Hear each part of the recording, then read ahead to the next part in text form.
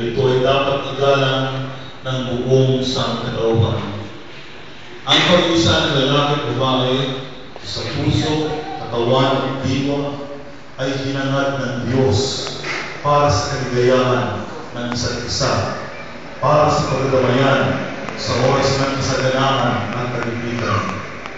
At kung naaayon sa kalooban ng Diyos sa pagkakaroon ng mga anak at sa kanilang pag-aaruga sa kanila sa kaalaman at pagmamahal sa Panginoon, sa mga tuwid ang pag-aasawa ay hindi dapat pasukan ng walang pagpapayo o ng walang kapagdangan, bagkus ng may buong kabanalan, pag-iingat at naaayon sa mga layunin na kung paano ito ikilagal ng Diyos.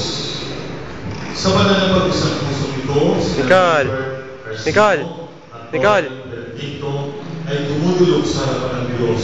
Ay, tingin dito ba? Tolit! Hoy!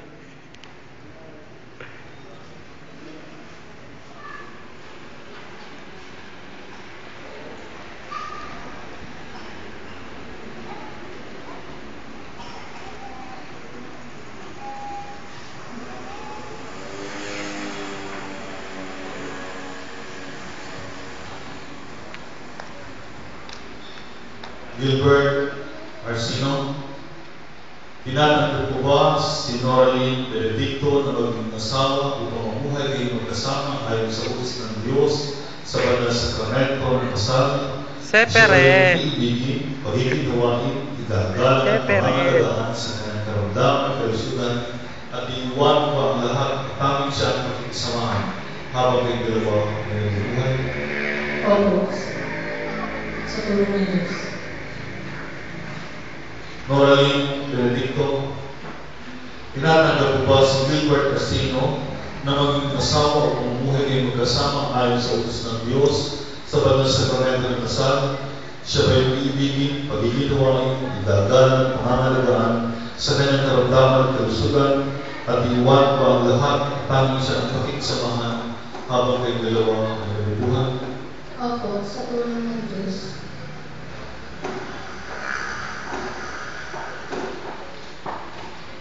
Ang Panginoon ay sumainyo. At sumainyo rin.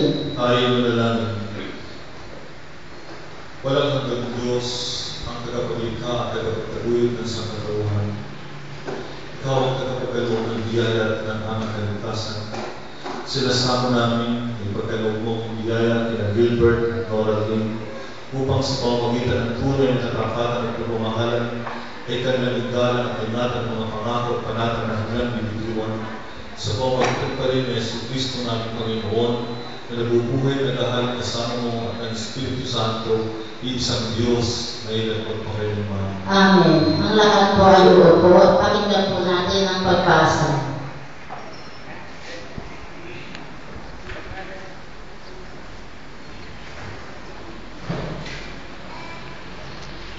Wala ako eh.